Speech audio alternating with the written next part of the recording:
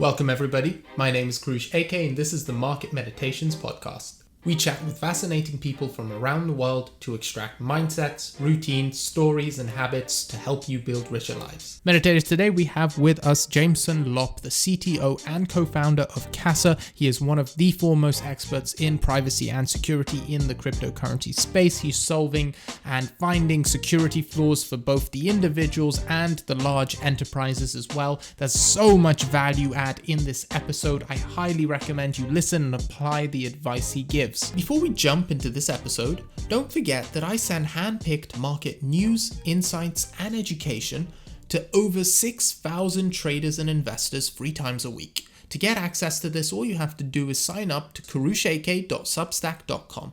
Ladies and gentlemen, welcome to another episode of the Market Meditations podcast. Today, I've got a guest very different to anything we've had on the show before. This is mainly focused on traders, investors, and entrepreneurs, specifically in the crypto space. One thing we've not had quite enough of is security-focused episodes. You can be your own bank, but with that comes an immense amount of responsibility, and this is one of the foremost experts in the world on privacy and security in the space. Jameson, thank you so much for joining us. My pleasure. I'd like to start by asking why you care so much about privacy and security, and why you've chosen to dedicate your life, and specifically in the crypto space, to this venture. Well, it started off kind of luck/accident. When I really started looking for full-time employment in the space back at the end of 2014, there weren't a ton of options. Most of the employers out there were the exchanges because they were the only businesses making any money. And I applied at Coinbase, got rejected. And I also applied at 𝐉𝐸 and managed to make it through their interview process. And even though they were not looking to hire remote developers, I was on the other side of the United States. I convinced them to give me a 3-month free trial. And after that worked out well, it turned into a full-time thing. And so working at 𝐉𝐸 is what really got me deep into the security side of things. While I was not working directly for an exchange, I was actually, in a way, working for dozens, if not hundreds, of different exchanges, because 𝐉𝐸 is essentially a security service provider for anyone who wanted to run an enterprise-level hot wallet that had a high degree of security compared to what most people would roll themselves. So that set me down the security path, and then it was a couple of years later, which was really, once again, a result of sort of luck and just, I guess, sheer determination of how much I tweet and getting a larger audience, that resulted in me getting attention from people that I would prefer not to have attention from. And that eventually led to a sort of extortion situation where my whole neighborhood got locked down by the police, and there was basically false bomb threat that was called in from someone claiming to be me. That just turned into a whole situation that I did not want to have to deal with ever again. And I decided at that point in time that I was going to have to take on a new project, which was to really push the boundaries of privacy to do the best that I could to ensure that some random person on the internet couldn't just, find my information and target me. So here we are several years later, and so far so good. That is really unfortunate. I'm sorry that happened to you. I've had nothing close to that, but some instances where I've had cyber attacks where people have taken over my computer and typed things at me. It's what happens when you put your face out there. Again, the level of that, I'm sure, is very different to what you experienced. Now, for me, that was quite traumatic. Your decision to go into pursuing privacy and security so much, how much of that was driven by a sense of, I need to logically go do this, and also sentimentally and emotionally, I don't want this to happen to anyone else, that's why I'm pursuing this? Yeah, so privacy and security are kind of like two sides to the same coin. You can certainly focus on one more than the other, and I was already focused on security because of my work at 𝐉𝐸 and seeing a lot of bad things happen. I saw a lot of mistakes. I wrote a blog post a few months ago, the do's and don'ts of like Bitcoin key management, in which I basically did a brain dump of everything I've ever seen go wrong. And, I think that's probably about 10 pages worth Wow. of different incidents. And so, I was already good on at least on the digital security side. I would say that I had actually been interested in physical security well before Bitcoin. When it comes to personal defense, I had I had been into firearms, for example, since I was legally allowed to. I guess when I turned 21 in the US, you can get handguns. You can get long guns earlier than that, but I was at university at the time and they tend to frown upon that.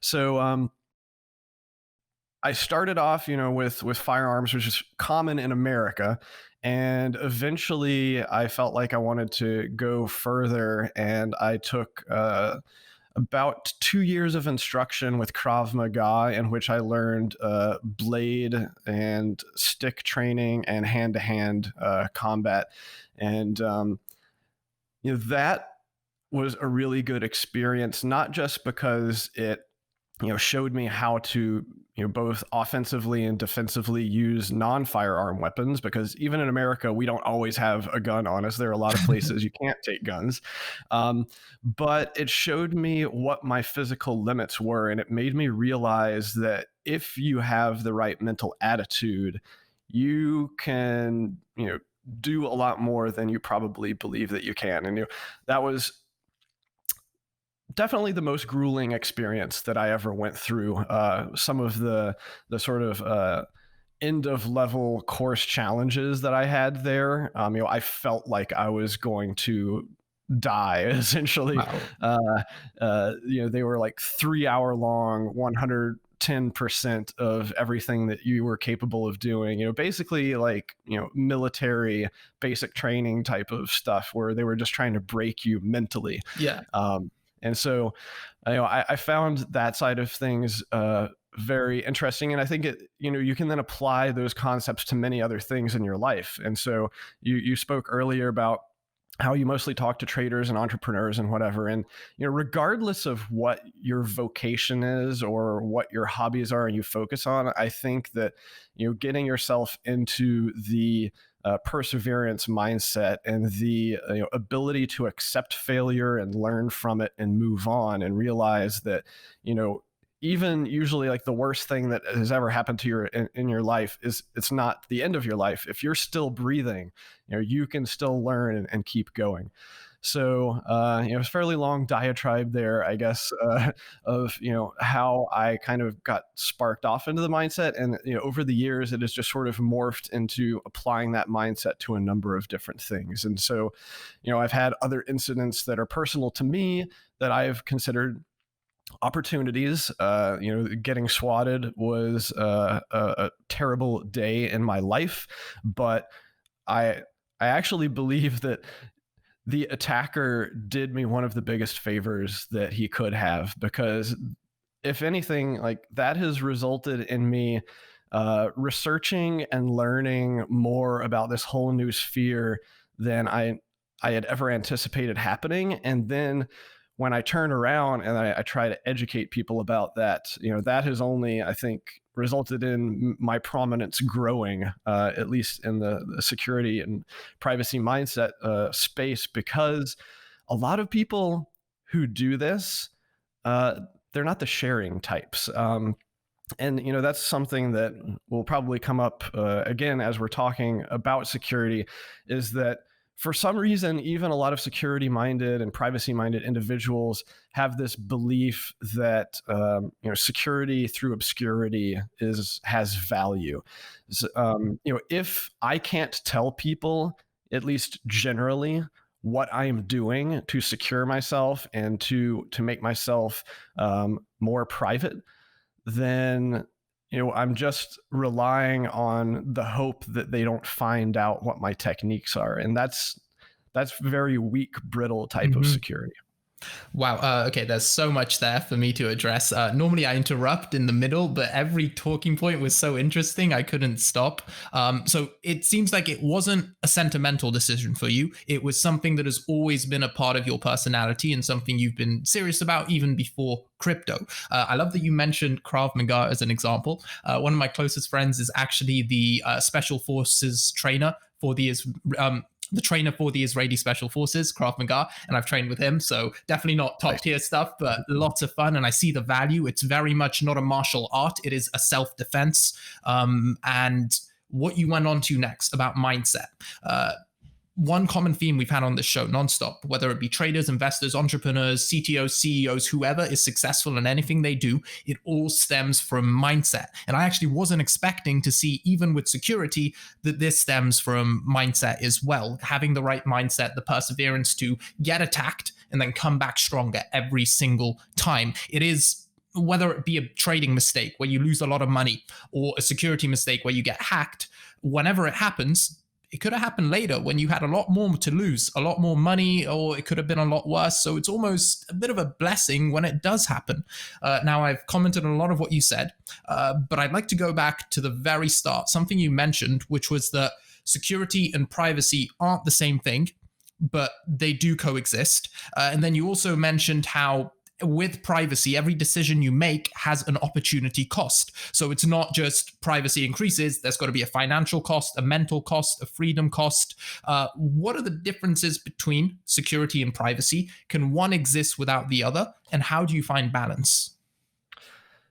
Yeah, so I consider them to be kind of like different layers of your shield. And I also have written extensively about this in some of my posts this year about physical defense and home defense and whatnot.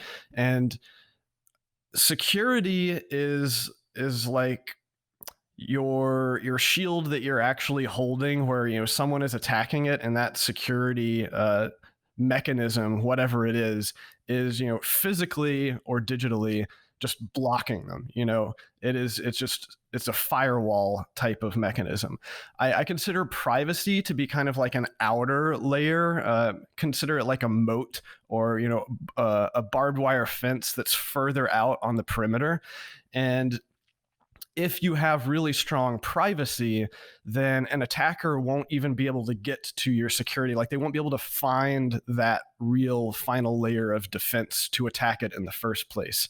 So this is another type of mindset that I talk about often, is that security and privacy are not, you shouldn't think of them as a single layer or a binary thing. Instead, what you want is a multitude and a diversity of different types of privacy and different types of security. This is, once again, it's something that gets applied to all types of privacy and security and all types of spheres, is because if you're relying on one single piece of privacy or security to keep you safe, then that's a single point of failure. You never want to have a single point of failure in anything that you're architecting. That's the major premise upon which Casa is architected. But the more layers that you have, you have to assume that none of them are perfect and that they may get compromised. And so you essentially want to make it so aggravating for an attacker, that they, even if they get through one layer, they just immediately run into another layer, and that just confounds them even further. And what that is doing from a practical standpoint is it's raising the cost of a successful attack. And especially when it comes to privacy, there is no perfect privacy. What you're really doing is you're instituting so many different layers that you are raising the cost to a level that you hope and anticipate that a given attacker simply is not willing to commit the resources in order to penetrate through all of that. So, this is when I talk about my own privacy setup. Even though I'm probably in the 0.01%, top tier threshold of privacy. If an attacker was willing to spend millions of dollars, they could probably find me. So I do not have, nation state level privacy resistance, but that's not my goal. My primary goal is just to keep the rando butthurt person sitting in a basement away from being able to find my physical location and target me. So I know you've spent a lot of time, energy, and resources in developing this level of privacy. Is it for just the rando butthurt person, or like surely there's got to be more you're trying to protect yourself from? Or maybe not. Surely, maybe I'm being naive. The rando butthurt person can do a lot of damage. Yeah, so that's what I consider to be the more common type of attack, and obviously that's the attack that actually happened to me. So there is documented evidence that this is a real threat, at least against me.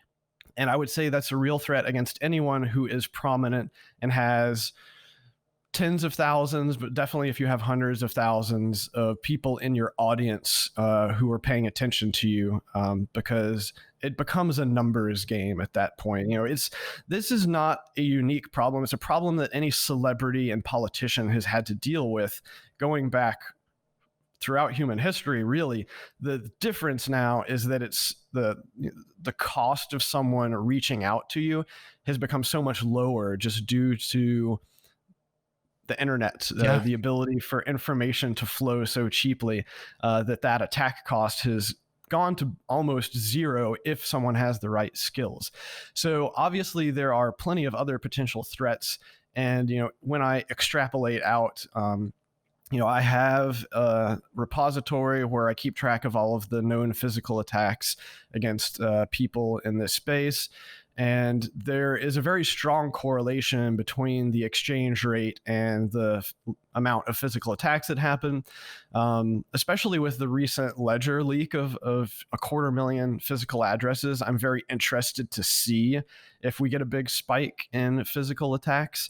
That type of attack is very low probability because the attacker is putting themselves and their life in physical danger by doing it. But if an attacker gets information and then they're doing reconnaissance, and basically any attacker is going to be weighing the odds. What is the cost and what is the potential reward of a successful attack here? So, if they're able to determine that, hey, someone who lives in this very specific house has millions of dollars in liquid crypto bearer assets, and all I have to do is, put a weapon up against them to get that in, a matter of hours, that's a very, very high reward. Now, while it's also high risk, I mean, it's probably safer than robbing a bank. I mean, it is robbing a bank. Like, we're trying to be our own bank, so it just makes robbing a bank easier. Yeah, and the problem, and I mean, this is the problem that I've been focused on for 6 years now, is that, if we want to be our own banks, we have to realize that it's possible to have better than bank level security, but the vast majority of people who are even bothering to take custody of their keys in the first place are nowhere near that. So we've got a long ways to go. And this is why security, I think, is important, not only at a personal level, but at a macro level, is that, once again, like I said, the risk and rewards will continue to be weighed by these attackers as the Bitcoin space becomes more prominent. More criminally minded people are going to be poking at it and trying to figure out if there are good opportunities for them. And the only way that we're going to really be able to prevent widespread attacks like this from happening is to make it a common thing that type of physical attack is not feasible, because the person is not putting all of their money in one place where they can be easily coerced into sending their entire life savings with a few clicks of a button.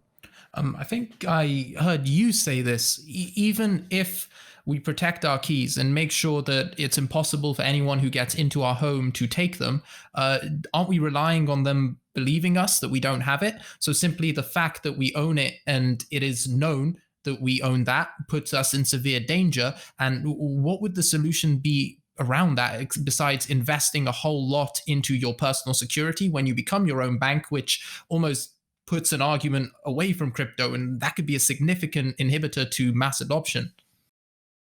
Yeah, so there's a lot to unpack here. There's a lot of sort of intermingling factors, and I think a lot of people mix them up too much. So there's the security of your actual keys. That's one thing you have to think about completely separately. That security is generally completely unrelated to your physical security of your body. So that's a whole other problem set that Bitcoin and like the ability to be self-sovereign, yada yada yada, that doesn't solve anything about the physical security of your body, your home, your family, your pets, whatever. On the plus side, that type of physical security is a problem that has existed for all of human existence, and there's a lot of great solutions that are already out there. If you're willing to put in the time and the resources, invest. You have to invest in security upfront, because I consider security to just be a preemptive form of insurance. So, a lot of people in the space talk about insurance products, after the fact insurance products. I'm not a big fan of those because, those are just trusted third parties that you already know are incentivized to screw you over and not pay out if something happens. And I don't want to have to deal with that. I would rather just prevent the bad thing from happening in the first place and be confident that it's not going to happen. And then, of course, there's also privacy, like I said before, which is yet another completely separate facet to all of this. And so, if you're focused on just like your total security well-being, you have to approach it from all of these different angles in order to have the strongest shield. Almost consider it like chain link mesh. If you have links in the chain missing, then those are weaknesses. So pretty much everybody has room for improvement, regardless of how much resources they've devoted to it. I love the analogy of privacy being the barbed wire preventing people from even testing your shield in the first place. It really helps visualize the importance. In fact, for my shield, I was thinking, just researching you made me want to have a guard dog, a dog that is capable of upping security. It really made me think about things I haven't thought about before, because even though you said that this is a problem we've thought about forever, previously, it's not very easy to get into someone's house and get out with $2 million, for example, a random sum. Crypto makes that a lot easier, which is why I feel the solutions we had before might need to be elevated, but always has been a risk. So as an average person who doesn't really have any barbed wire right now or a shield, what is commonly overlooked? What can our listeners spend 1 hour doing after this to level up their security, and something that most people don't do? So on the privacy side, the easy thing to do is just behavioral changes. It's, stop putting your name and address and personal contact information into every database that you come across. This is a mindset change that is difficult at first, because essentially what I'm telling people to do is to lie. In the vast majority of cases, when you're interacting with a third party, a merchant or whatever, you are under no legal obligation to give them your real information. Unless you are signing some sort of legal contract, or you're in court, or you're actually doing a specific legal process, then it's not illegal to give someone a pseudonym. So that's one start.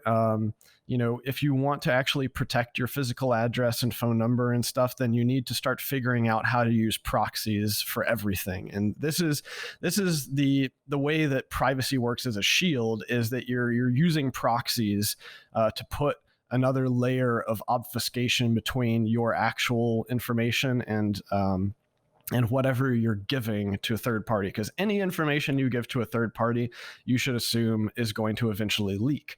So that's where a little bit more effort comes in. I mean, you can create throwaway phone numbers very easily with a number of different services. For mailing address, you are going to have to probably spend somewhere between $20 and $50 a month if you want to rent out a box somewhere. If you want to cheap out and your company, if you have like a physical office that will allow you to ship stuff to the office, that's an easy, free way to not put your home information into a bunch of different databases. But there's also, on the internet side of things, in a matter of 10 minutes, you can install a number of different ad blockers in your browser. You can get set up with a VPN in probably less than an hour. And that will put you in a better position than 99% of people on the internet, just to make it harder for all of these surveillance capitalism websites to track everything that you're doing on the internet. Jameson, before you move on from that, I've spoken to a lot of security experts, especially because I've tried to put out a lot of content myself to help people level up their security. No one has once mentioned an ad blocker to me yet. Why is that important? So it's kind of funny because before I worked in Bitcoin security, I spent my first decade working as a cloud data analytics engineer for an email marketing company that would send out over 100 million emails every day through its platform. We had a ton of different very large e-commerce clients. And so this was really, I was doing the antithesis of what I do today, in that I was collecting petabytes of information and processing it, and helping marketers better target people to sell crap to them. I was never interested in this, as an idea. It just happened to pose an interesting computer science challenge that resulted in this company offering me a nice salary, and it put a roof over my head and food on the table for a number of years, but I never found it to be fulfilling. But I think that experience gave me a great deal of insight into exactly how much tracking is going on, because I was the one that was doing it.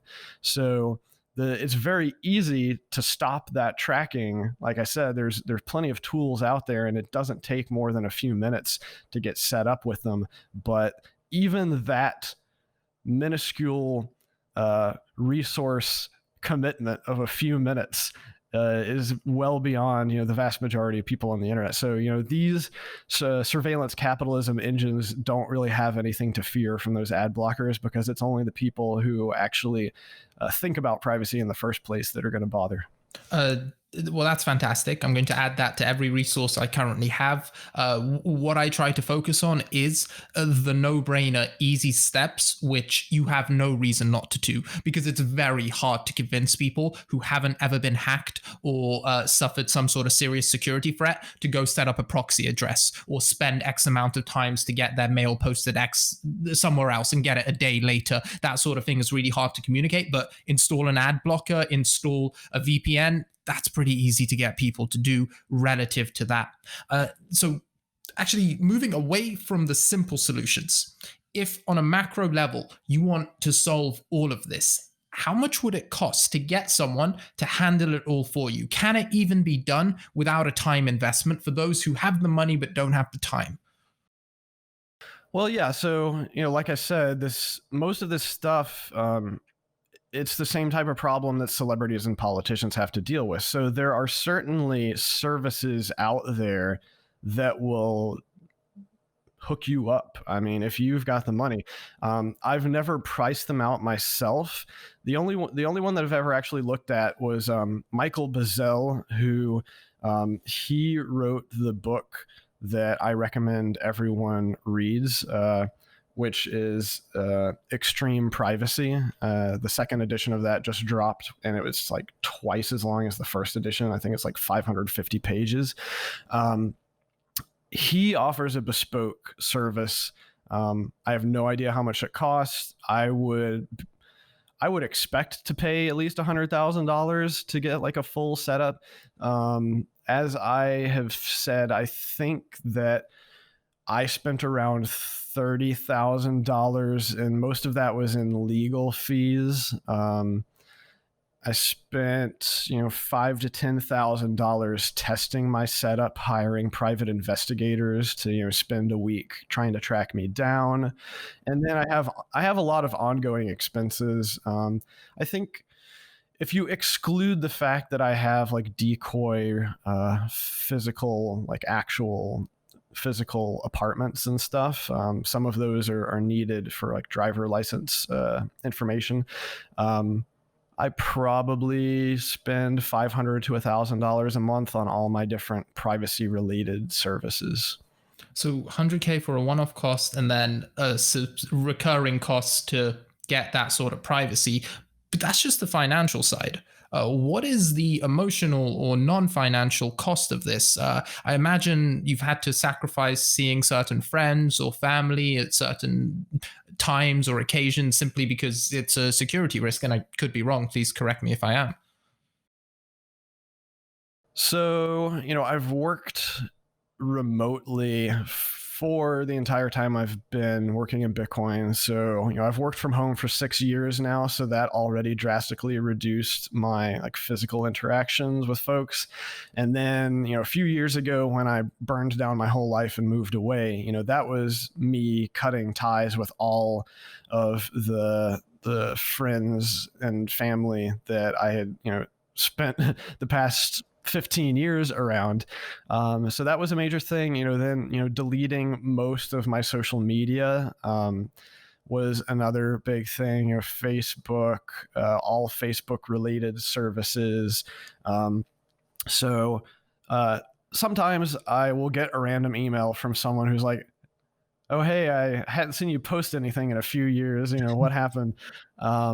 But I think what that also helped me realize is that I think a lot of those social media services were providing a false sense of connection, because the vast majority of people that I would interact with through those services, I haven't heard from ever since I deleted them. So I suspect that, they don't think about me. I don't think about them. It's a simple fact of life that, you have a limited amount of time. Dunbar's number is a real thing. You can only reasonably fit so many people into your life at any given point of time. And I think social media artificially inflates that and makes it feel like you can fit more people in your life than you really can. And then, of course, just with me being on Twitter and a few other services, I have like a dozen different communications channels that are going 24/7, and I never feel alone. I may be physically alone, but I have, so many people that I am regularly interacting with that I'm busy, I'm happy, I'm building. I don't regret any of that. I think the annoying thing was, like, this is always a learning experience. The first time through, when I burned everything down, that was definitely more anxiety inducing because I figured some things would fail, and over the years they did. Mhm. And that was what was really annoying to me, is that I had a few incidents where either an attorney or sometimes a close family member would leak information that I had entrusted them not to do. And this, I didn't hold it against them because this is human nature. They were just doing what they had always done their entire lives. Like, the attorney, might put an address into their database, and then somehow that would get sent to another marketing database, and then I would get like a holiday card to an address with my name on it that should never have happened.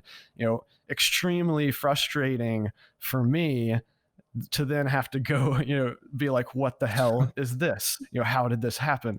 And so I ended up redoing everything a few years later. And, essentially the result is I can't trust anybody. I can't trust the attorney. I can't trust my own family member. I don't give the family members the real address. If they want to send me something in the mail, they can get a proxy address, and that'll work just fine.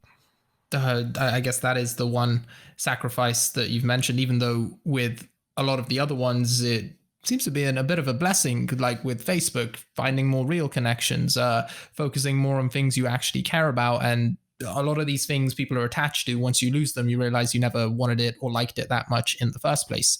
And all of this leads nicely into, I mean, Casa, which is what you yourself have built and run.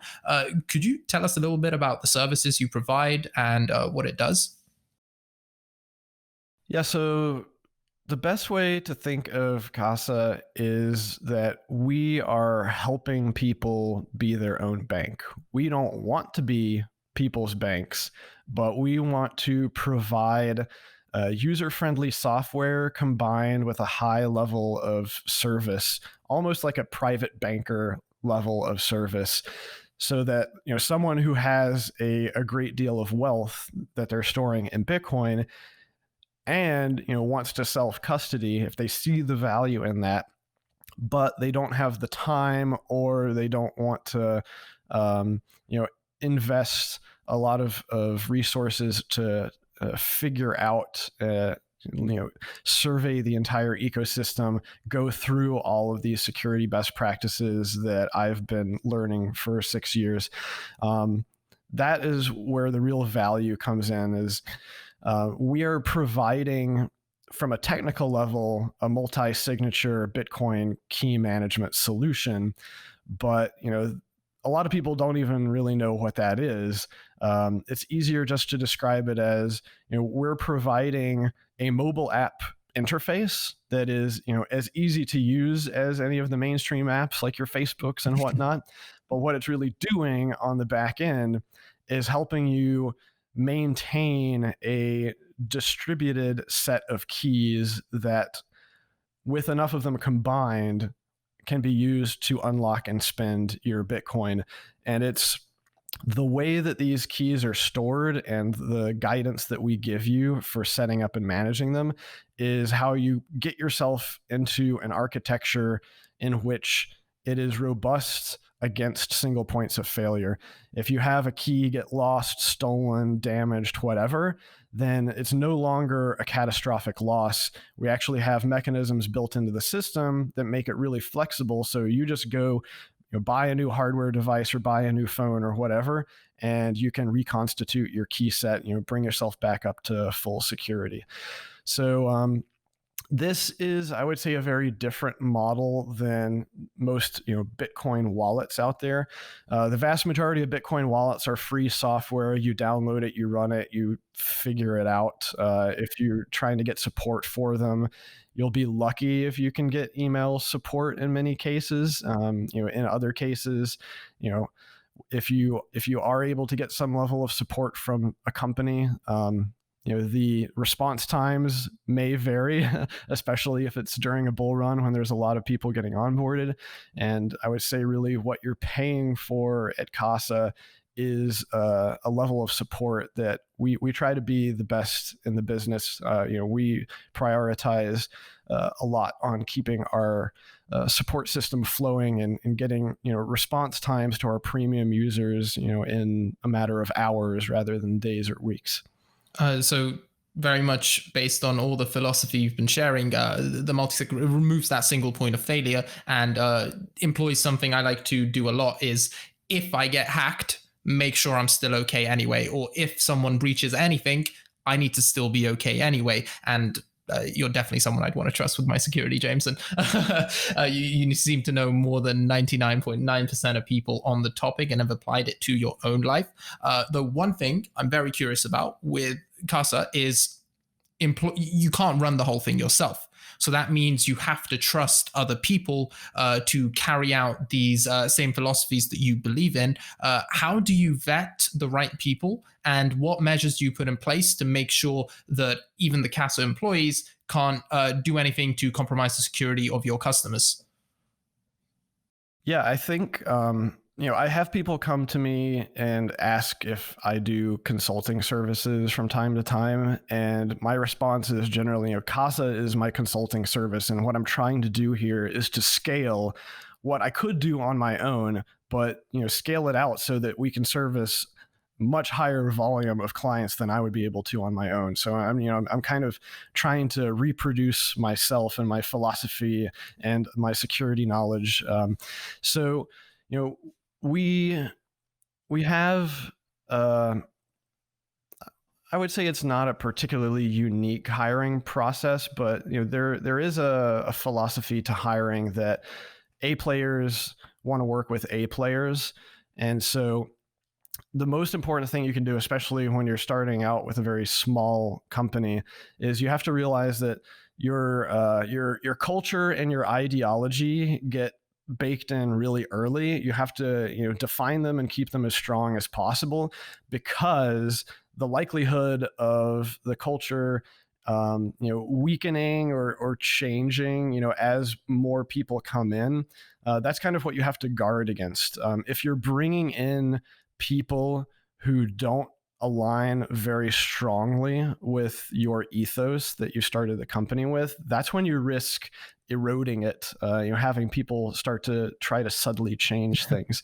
So the most important thing that we can do is just ask culture fit questions regardless of what actual position someone is coming in for, because who knows if 10 years from now they might end up being the manager of an entire department of the company and have a lot of power over how that culture is getting disseminated to new people that are coming in. But then also that quality level, the A players hiring A players, like this is why when you're interviewing at Casa, it's not just the managers of a particular department that are interviewing you. You get interviewed by all your peers too, because if the peers don't want to work with you for whatever reason, then we're just going to save ourselves a lot of trouble by not hiring you in the first place. We have had a few people who we've had to part ways with over the years, and it was never because they were bad at their jobs.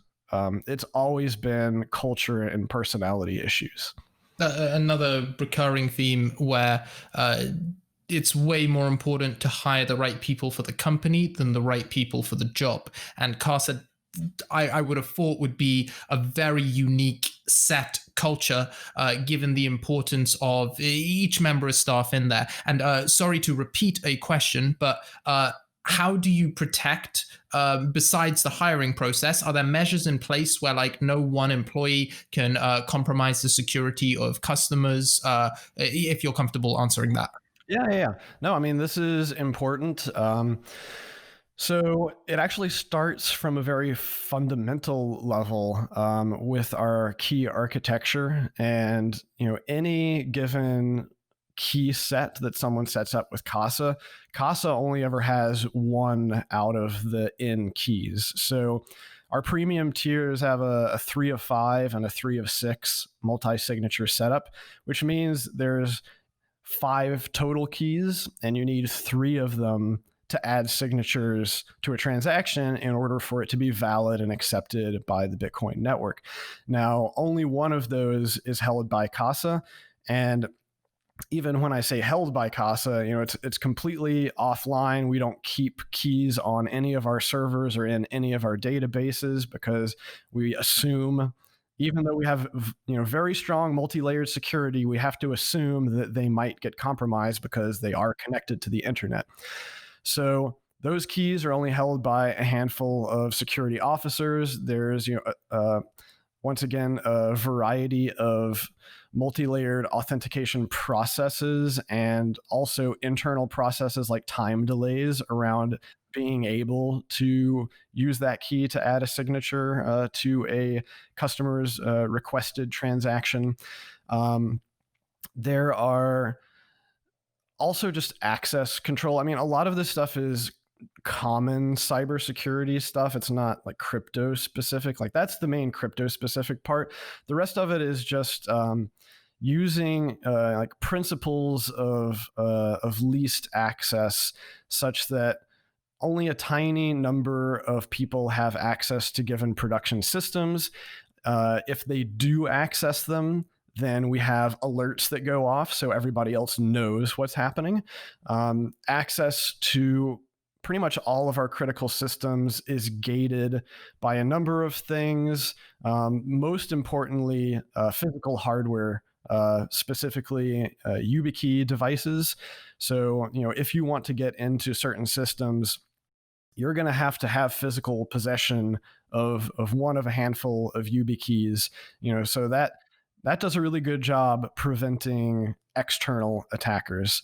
Now, the really interesting question with any of this stuff is, well, how do you guard against an internal attacker? How do you guard against an employee that goes rogue and wants to enrich themselves? Because that has happened. There are companies in this space that either the company itself has fully exit scammed, or in some cases, they just hired a malicious employee. Sometimes, possibly even most of the time, the employee was a security professional who was supposed to be there to help everything stay secure, and because they knew how the whole system worked, they were able to find the weakness and compromise it. And so, to keep malicious code from getting into our app, for example, we have you have to have rules upfront to prevent bad things from happening, but then on the back end, you want to have strong audit trail so that even if something does happen, it's highly unlikely that the attacker would be able to get away with it.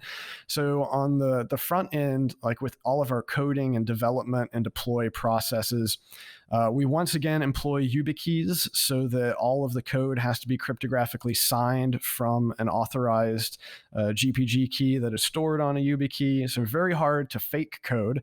But then if an employee wanted to get malicious code in, they have to get through various two-man rules where they have to get other employees to sign off on reviewing that code.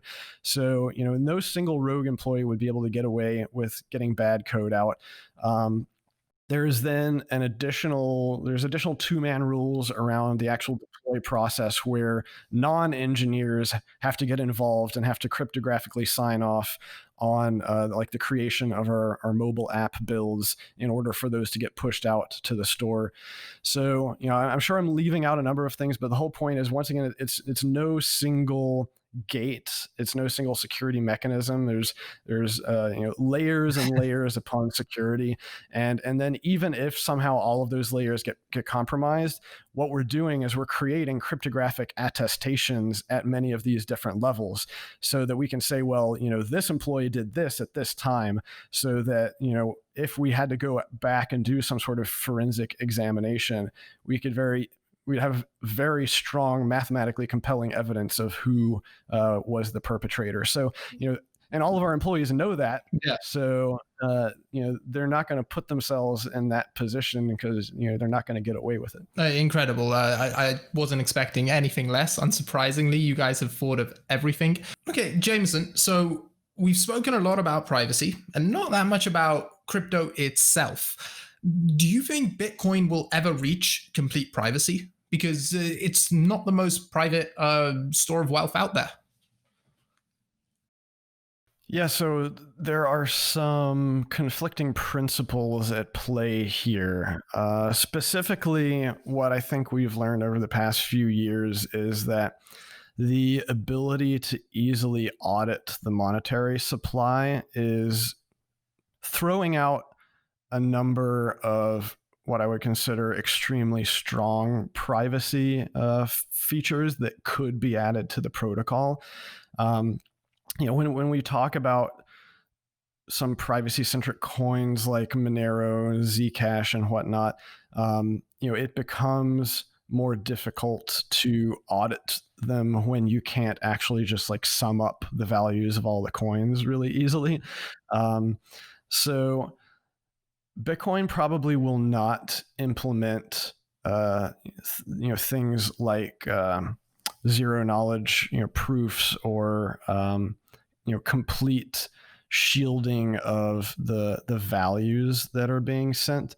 Rather, I think what we're going to see is a different approach. the ability to combine information, the ability to have massive coin joins, for example, I think is a more practical approach. It's been impractical to this point because when you're doing massive coin joins, you're creating extremely large data size transactions. But the ability to have aggregated signatures, which we'll hopefully get in the next year or so, I hope will kind of turbocharge that.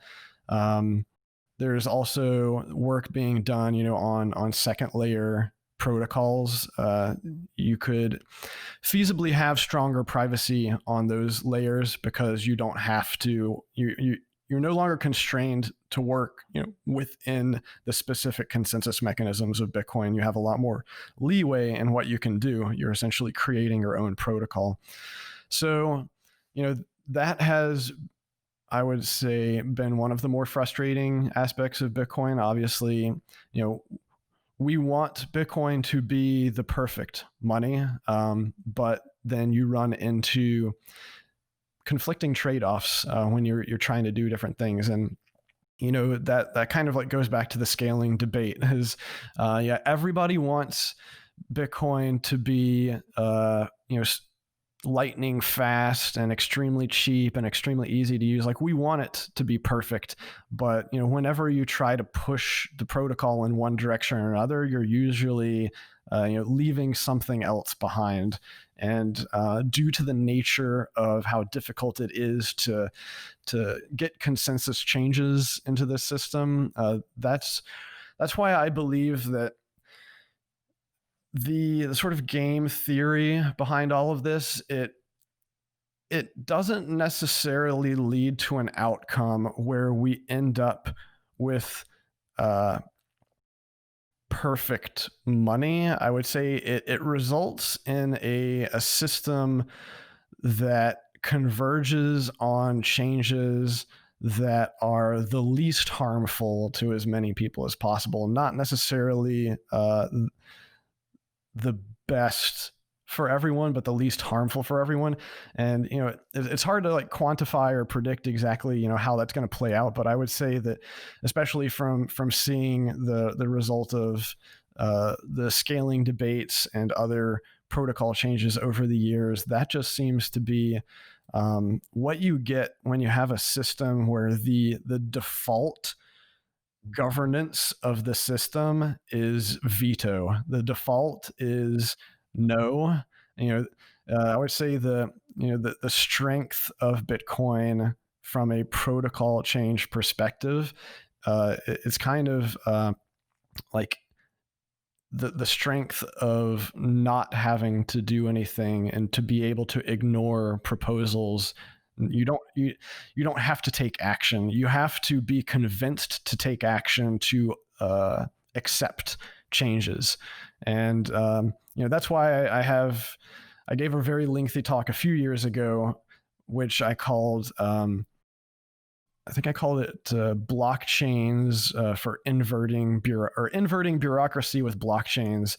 But of course, the blockchain part is irrelevant. That's just a data structure. It's about the way that a system of independently running nodes converges on consensus, and how consensus is formed is that instead of being this hierarchical type of system where you have a few actors at the top that then they pass down orders to other layers beneath them, it's a bottom up where you have all of these nodes at the bottom and they individually decide what they want to accept, and then the protocol naturally converges on kind of like the least common denominator, and consensus sort of like bubbles up from there. So it's that's just another reason why I find these systems so fascinating, is they've changed a lot more than just money. I think it's potentially a blueprint for an entirely new form of like human coordination. Does that have to come from Bitcoin though? Could it not be Bitcoin integrated with different decentralized finances? Well, I mean, I think people are going to try to integrate as many of these systems as possible to, make, frictionless finance. I think that the vast majority, if not all, of the quote unquote governance schemes that I've seen in the space are laughable. And the reason for that, I mean, you obviously, if you want to build voting, you can build voting. I mean, you can build whatever you want. We now have the power to architect whatever rules we want. But the reason I find most of these governance schemes laughable is because I believe that they are a veneer on top of the true governance of any of these protocols, which is a bunch of individually independent actors running software that defines the rules of the protocol.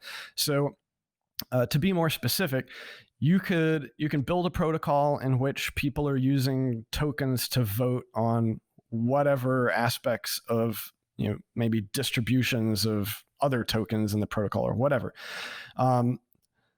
This is essentially recreating democracy. I mean, I consider democracy to be like a tyranny of the majority. There are certainly pros and cons to it, but ultimately, if some minority is upset with the way that some governance action within the rules of that protocol has proceeded, no one can stop them from forking off and creating their own different rule sets and resetting everything. So I think that you may be able to create a little bit better coordination through some of these schemes, but once again, unless everybody agrees to abide by those rules, you can't actually enforce it. You can't stop anyone from going off and creating their own rules, and that is really one of the reasons why this space is so hectic and hard to keep track of, is because people are free to do whatever they want. And, I get questions all the time of like, what do I think of random cryptocurrency X, Y, or Z? And the answer is, I have no idea, because this system has exploded to a level of complexity that no one can keep track of it. And I am still 99% focused on Bitcoin, just trying to keep track of everything that's going on within that single space. Well, you've just answered one of the questions I wanted to ask you, which is that you said if something gives you more freedom than Bitcoin, you will swap to it instantly. I mean, has anything even come close to tempting you? Have you seen potential in anything in the initial phases and then seen it to be nothing more than subpar Bitcoin? Well, and to be specific about that quote, I wasn't even constraining that to things in the crypto sphere. I mean, I have obviously used a non-negligible amount of funds to improve my privacy and improve my freedom, from that standpoint. Like, I consider that, privacy and security to be more valuable than the corresponding amount of Bitcoin that I could have bought instead. But if, for example, I can set up my citadel, whatever that means, right? Set up some fairly sovereign piece of land, which will once again, give me more security and privacy, then yes, I will probably trade some of my Bitcoin for that. Kind of from a far future looking view, I think I've said this before, is that, I'm holding my Bitcoin for life extension technology, for digitization of my consciousness, and ultimately decentralization of my consciousness to rid myself of this single point of failure that is this body. And I'm holding my Bitcoin for a ticket off this godforsaken rock. Wow, you just hit us with 3 huge topics over there. Have you seriously pursued or looked into any of those last 3 you mentioned? I do need to look into the Alcor as a sort of fail-safe backup. I know a number of people in Bitcoin have cryopreservation, and Hal Finney being one of the most prominent. But that's kind of like a emergency backup thing. I do hope that in the next few decades we will find ourselves, if humanity can survive, we'll find ourselves at the crux of this major inflection point. Hopefully, when computing and AI gets to the point that we can essentially get rid of a lot of the need for a lot of menial tasks, and hopefully create enough wealth that people will generally be free to pursue the things that they find most fulfilling. And then hopefully that exponential explosion in technology will also occur in the biomedical sector and allow us to extend the life of our current bodies, our current forms, and then eventually figure out how to manifest our consciousness in other forms that aren't so fragile. But that's starting to get into transhumanism. But these are the things that I am hopeful for. If we can avoid, I can never remember what it's called, but there's a theory that most civilizations in the universe essentially snuff themselves out before they're able to become interstellar or space travelers. So we just have to get through the hard part. Yeah, I've definitely heard the same theory. When destructive technology just increases with the creative technology as well, so people just end up destroying themselves. Jameson, again, just like with the security, you've thought so much further ahead than I have. I mean, I've thought of maybe when I turn 40, I'll try HRT to stay a little longer. But you got bio enhancements on the menu. I need to research that a little more. And heck, we could probably do an entire podcast talking about that, because it's another fascinating topic. But alas, we're reaching the 1 hour mark. So Jameson, let's finish off with a crowd pleaser. What are your Bitcoin price predictions, and what do you think will happen next year? This doesn't have to be a specific singular point you think it's going to reach, because I know a lot of people think that's useless information. What do you think the general trend is going to be, especially given the current world economic situation? Right. Yeah. I mean, I've always found price predictions to be nonsensical because, I mean, it would make sense if you are only thinking about it from a like Bitcoin adoption and therefore number go up perspective. But the reason they're nonsensical is because you're pricing Bitcoin in fiat, and there's no floor on the value of fiat. So you can look at it from both ways. At a very high level, it seems like the hype cycles are generally like 5x to 10x in terms of exchange rate. But then there's also the this time is different scenario, and this time is different. It seems like every time is different, but this one is definitely different from the macro perspective of how much fiat is being printed. So yeah, I mean, I would be surprised if Bitcoin does more than 10x from the previous all-time high, which would be like around $200,000. You're the trader, market psychology better than I do. It just seems to me like when people see order of magnitude increase, that's when they start to think, maybe I should take some money off the table here. I don't claim to understand those perspectives myself, but because I've never sold a substantial amount of Bitcoin. I've still held, some of the original coins I got on mt Gox, for example. And the reason that I've held them is for what we just talked about, is that I've never really found anything else that I was compelled to believe that was going to be better for me than holding the Bitcoin, even during those crazy hype cycles. Yeah, I should have sold when it hit $1,000 and I could have bought back lower. I could have sold when it hit 20,000, bought back lower. But like in reality, because I'm not a trader, I don't pay attention to the markets on a granular basis.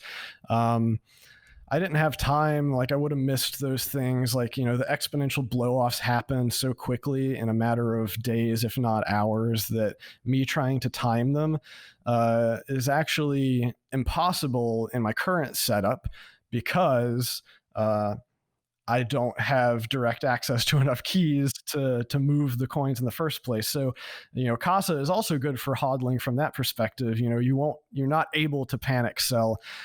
We have a number of traders that use Casa, and I would say, and what I've said for a while is that the good traders that I've talked to, they don't denominate their gains in fiat. They denominate their gains in Bitcoin. And what they end up doing is they keep building up their long-term Bitcoin stash. They put that into Casa as their long-term storage. And then they have their trading stash, which is, probably less than 10% of their total holdings. And that's what they keep in lower security wallets or in, various exchanges and actually do their active trading with. So, that is, trading is probably my weakest area of knowledge. I would say that the few trades I've done over the years, I would have been better off if I hadn't. But live and learn. Well, you have the self-awareness to, one, know that hodling serves you much better, and two, you said you're not a trader, but you've given a better answer than most traders do, which will be one random singular number that they think it's going to reach next year. Instead, you've given a very all-encompassing answer, which takes into account your specific personality and situation, which applies to it, because there's no way you're going to be pinpoint an exact level it's going to get to, because the value of it, even though the asset is beautiful and fundamentally all this dollar printing is bad for it, it's only worth what people think it's worth. That's what's going to be. And you can't predict that sort of human irrationality with anything close to pinpoint accuracy. So a fantastic answer to finish stuff off. Jameson, thank you so much for taking this time on New Year's Eve to come on and help educate our listeners on crypto security. This has been a huge value add episode. Is there anything you'd like to leave our listeners with before we wrap it off? And that could be you've hopefully had a great time, goodbye, or some sort of advice, or even an advertisement for any of your services.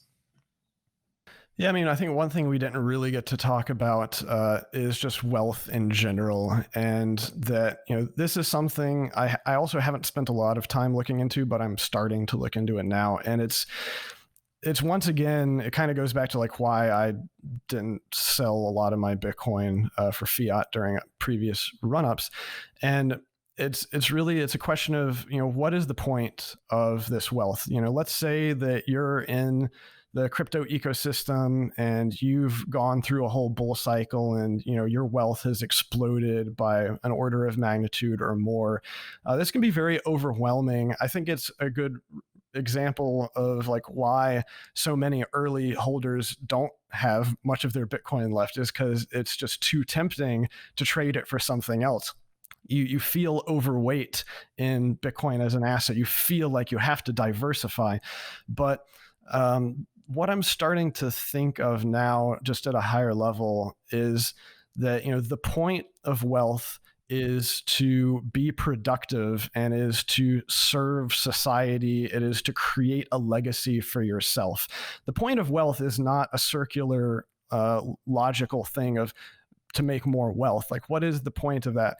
Okay, if the numbers in your accounts keep going up and you're not actually using them for anything productive to yourself, your family, society at large, then, it's like you're playing a zero-sum game. I don't know why anyone would find that to be fulfilling. I'm sure there are some people who find that fulfilling, but, my reasoning for getting into this space in the first place, it was never to become wealthy. I had no idea that the exchange rate would go up so quickly over the past number of years. I bought Bitcoin because I saw it as a hedge against my fiat value going down, not as some sort of get rich quick scheme. But then the reason why I went full time into Bitcoin is because I decided to make a mission for myself. And the mission is to use my skills as a technologist to empower individuals, to try to take as much power away from large institutions, from governments, from any centralized source of power, and and build tools that give more leverage to individuals to be sovereign. So, as I'm thinking about this in the context of the wealth that I have been fortunate enough to find myself coming into through Bitcoin, my goal is going to be to figure out how to use that wealth to further that mission. If I stop, being a CTO and building full-time Bitcoin stuff, if we get to the point where I feel like Bitcoin security has been solved and is user-friendly enough, then there's going to be another mission out there. There's going to be other technology that will help empower people. And I'm going to use all of my resources to keep working on that, to keep using the ability for software to empower people. So, I think that's going to keep me busy for the rest of my life. And I just hope that everyone else who's, been lucky enough to find wealth through this system will be able to come up with some mission on their own. It doesn't have to be that, but there's so many terrible things in the world today. Each of those is a problem, and each problem has a solution. So I just think people should be looking at their wealth as a tool for finding more solutions. I'm going to expand on that because that was a beautiful point to round off this podcast with. I fully agree that you can use your wealth to do so, but any resource whatsoever. So something I found personally has leveled up my wealth and the amount of value I can add to society is previously, having been an entrepreneur for the last 6 years, I have looked for sales arbitrage opportunities, like a business where I can make money by finding some sort of arbitrage. But all of these ended eventually. Like they weren't long-term or sustainable. And the reason for that was they weren't solving any problem. They weren't actually delivering value for society. For even from a purely selfish standpoint, taking your advice and building things that are actually solving problems and making the world a better place will help your longevity, wealth-wise, health-wise, mentally, and or even your social circles, because you're providing value to society. People are going to want to spend more time with you and work with you and build with you. Exactly. So, we're fortunate to be in the position that we get to worry about these type of things. And hopefully these systems will continue to free more and more people from a financial standpoint so that they too have, the time and the resources to worry about these higher, on like Maslow's hierarchy of needs. You need to get past having to worry about your food security, your home security, your 6-month financial security. Like once you have that financial security, that is an amazing level of freedom that then allows you to really focus on whatever you want. Beautiful. Jameson, thank you again for your time. Meditators, thank you for tuning in again for another episode of the Market Meditations podcast. I will see you again next time. Thank you so much for tuning in to another episode of the Market Meditations podcast. If you enjoyed this episode and you'd like us to continue bringing you fascinating people from across the world, please leave us a review on Apple Podcasts, Spotify, or wherever else you like to listen to these podcasts, and share the episode with a friend. If you have feedback or an idea for a potential guest, reach out to me on Twitter at 𝐒⁴, and do not forget we write a newsletter covering all important topics in crypto and traditional markets. We send it out 3 times a week. The Market Meditations newsletter. You also get early access to these episodes, and you get transcripts and extra notes as well. So make sure to subscribe there as well.